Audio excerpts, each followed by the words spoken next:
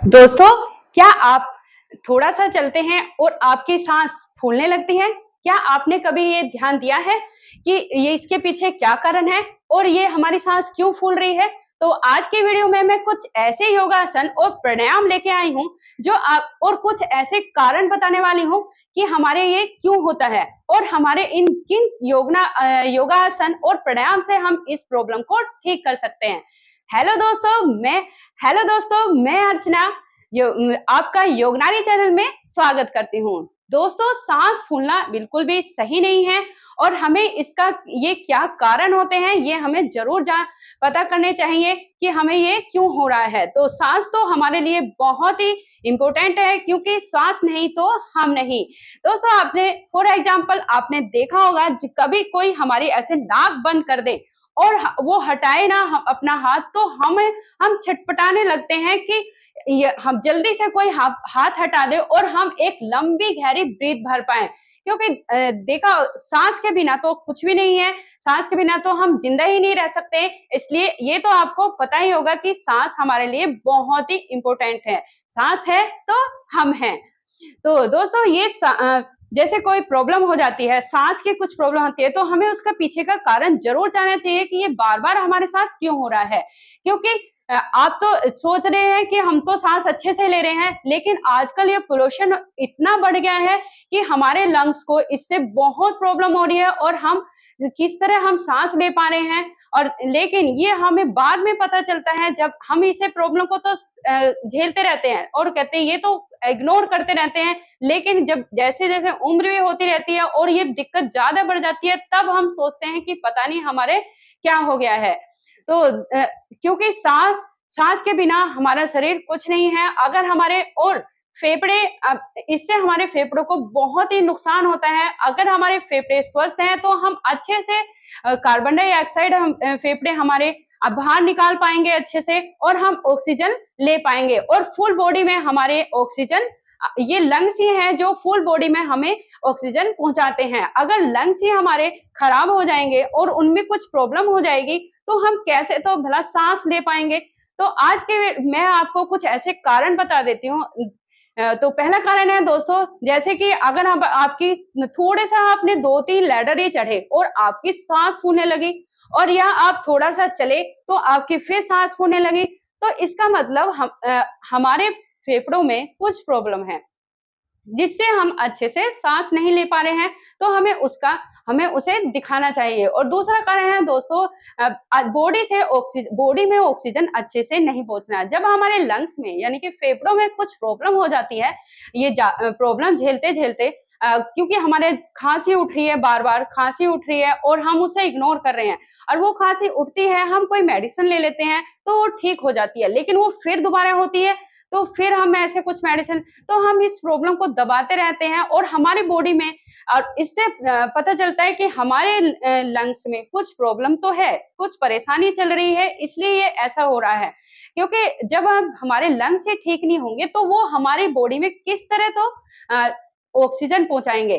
तो तीसरा कारण है दोस्तों, अच्छे से हमारे ब्रेन में ऑक्सीजन ना पहुंचना और हार्ट पे प्रेशर पड़ना। तो दोस्तों, अगर हमारे लंग्स ठीक नहीं रहेंगे, मजबूत नहीं रहेंगे, अच्छे से काम नहीं कर पाएंगे तो हमारे हमारे हार्ट पे बहुत प्रेशर आ जाएगा। और क्योंकि जब हमारे लंग्स काम नहीं करेंगे तो हार्ट को ज्यादा मेहनत करनी पड़ जाएगी और वो उसे ऑक्सीजन पहुंचाने में काफी टाइम लग जाएगा। तो यही है। और इससे पांचवा कारण है दोस्तों, इससे अगर हमारे लंग्स में कुछ प्रॉब्लम है और हमारे इसमें ब्रेन में भी हमें काफी प्रॉब्लम हो सकती है। इससे हम अच्छे से सोच नहीं पाएंगे, सो नहीं पाएंगे। अब तो हम अगर ये प्रॉब्लम होएगी तो ये देखा ना आपने कितने कारण हैं जो हमें ये संकेत देते हैं कि हमारे हमारे लंग्स में कुछ प्रॉब्लम है। तो दोस्तों, आज के वीडियो में मैं यही बताने वाली हूँ कि किस तरह हम अपने लंग्स को मजबूत कर सकते हैं। तो इसके लिए कुछ ऐसे योगासन है और प्राणायाम है।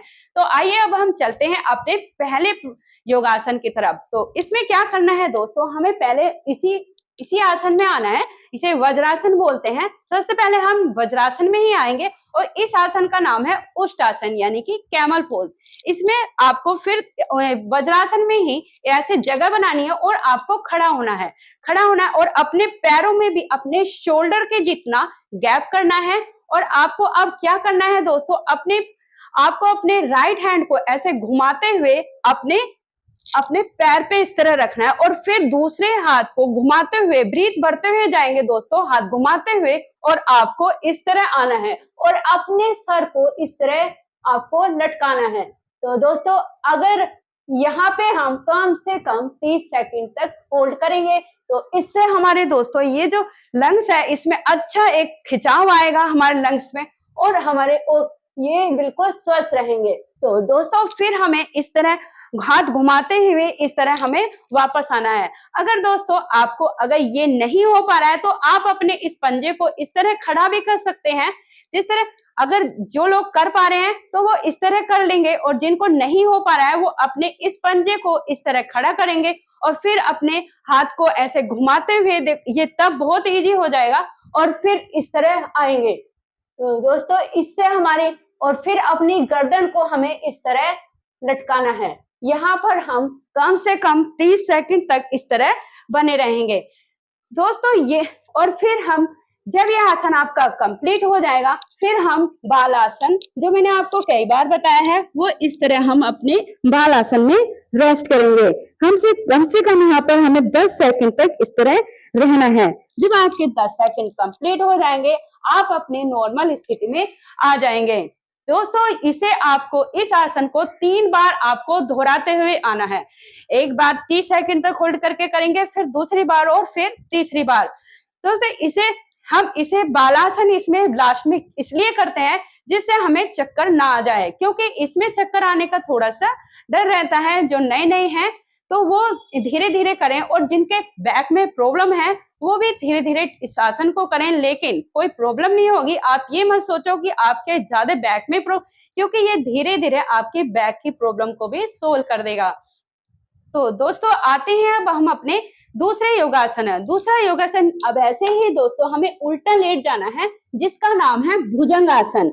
और हम इस तरह लेटेंगे और अपने शोल्डर के जितने अपने पैरों में ऐसे जगह बनाएंगे और हम इस तरह उल्टे लेट जाएंगे और फिर हमें अपने शोल्डर के जितने ही अपने हाथ को ऐसे खोलना है और ब्रीथ भरते हुए नेवल तक उठाना है। ब्रीथ भरेंगे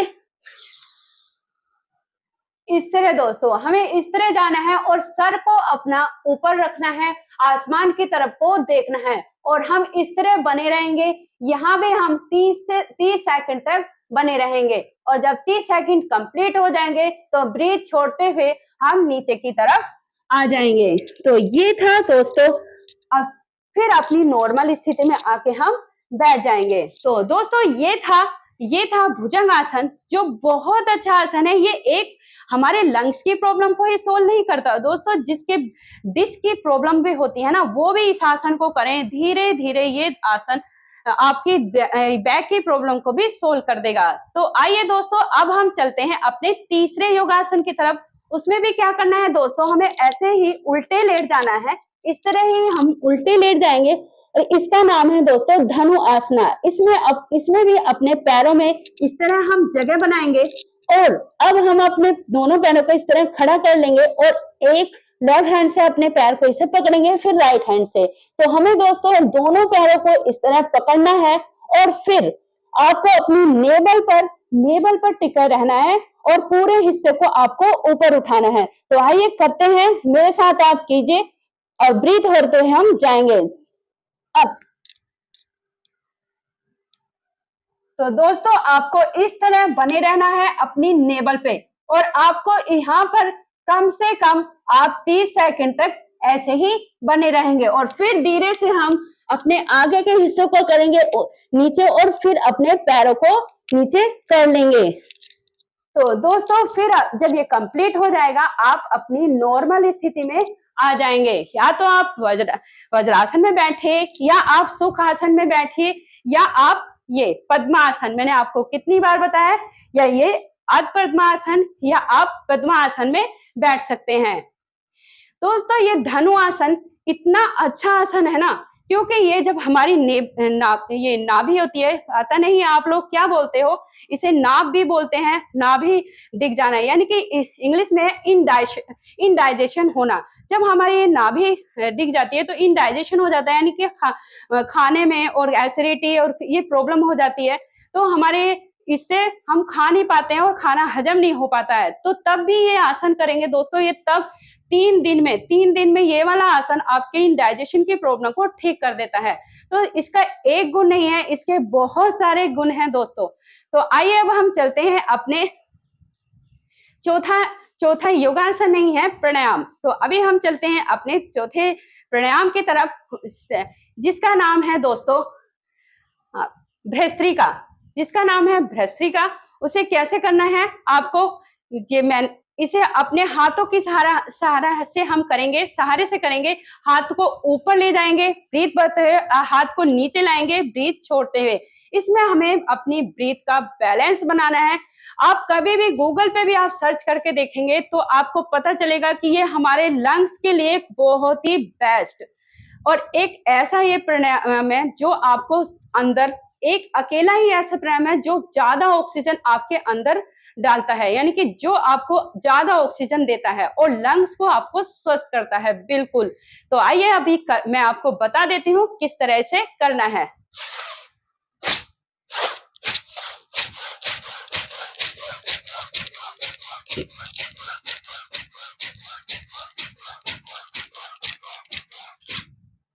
दोस्तों इसे अपने हाथों के सहारे से हम ब्रीथ को बढ़ते हुए लाएंगे और हाथों की सहारे से ही ब्रीथ को छोड़ते हुए नीचे लेके आएंगे। बस हाथ इसलिए करने हैं, इससे आपकी ब्रीथ की प्रॉब्लम बिल्कुल ठीक हो जाएगी। और हाथ इसलिए करेंगे जिससे आप ब्रीथ का पता चल जाए कि हमने कितनी श्वास भरी है और कितनी हम छोड़े हैं। इससे हमारा हाथ से ब्रीथ का बैलेंस बना रहता है। दोस्तों आप ये करके देखना, इतना सुकून, इतना अच्छा लगता है ना, बहुत।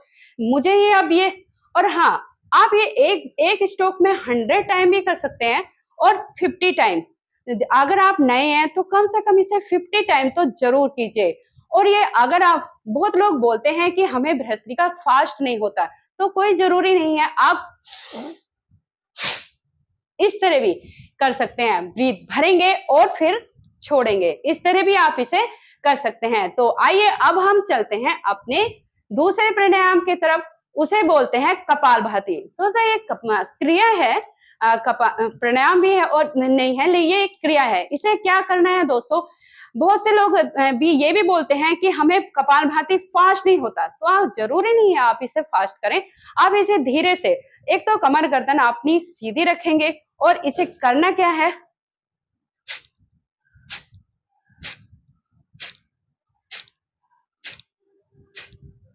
देखा ना आपने, इसमें ब्रीथ को सिर्फ बाहर फेंकना है। जैसे ही आप ऐसे करेंगे आपका पेट अंदर को जाएगा। दोस्तों ये सिर्फ इसमें, और आपको, आप ये मत सोचना कि हमें ब्रीथ कैसे आएगी, ये ऑटोमेटिक आपको ब्रीथ आ जाएगी, सिर्फ अपनी सांस को आप बाहर फेंकेंगे। तो दोस्तों ये थे कुछ ऐसे योगासन और प्राणायाम जो बहुत ही लाभकारी हैं, जो आपकी लंग्स की प्रॉब्लम और ये सांस सड़ने वाली प्रॉब्लम को बिल्कुल ही ठीक कर देंगे। योग को अपना के तो देखिए आप, आपकी जो दवाइयां जो चल रही है ना वो बंद हो जाए तो आप कहना। दोस्तों बहुत अच्छा है, योग को अपनाइए। और ये जितने भी मैंने आपको योगासन और प्राणायाम, आप ये अगर आपको ये प्रॉब्लम है तो आप ये करके तो देखिए, आपको 1 महीने में ही पता चल जाएगा कि हमारी ये प्रॉब्लम थी तो कहाँ गई। तो दोस्तों अगर आप मेरे चैनल पे नए हैं तो प्लीज सब्सक्राइब कीजिए और ये जरूर बताना कि कमेंट, क्योंकि बहुत लोग कमेंट कम कर रहे हैं, और मुझे प्लीज बताइए कि कमेंट करके कि आपको किस तरह मेरी वीडियो चाहिए आपको और कैसी लगी आपको मेरी वीडियो। तो दोस्तों प्लीज मेरे चैनल को सब्सक्राइब कीजिए और जो लोग बेल आइकन को हिट कीजिए और मुझे ज्वाइन कीजिए, और जिससे आपको मेरी आने वाली वीडियो का पहले से ही पता चल जाए कि कौन सी वीडियो आई है। और तो प्लीज दोस्तों सब्सक्राइब जरूर कीजिए और शेयर भी कीजिए, जिससे और भी लोगों का इसमें भला हो सके और वो जान सके कि जो हमें ब्रीथ की प्रॉब्लम हो रही है तो ये इससे कौन से योगासन और प्राणायाम करने चाहिए। तो नमस्कार दोस्तों।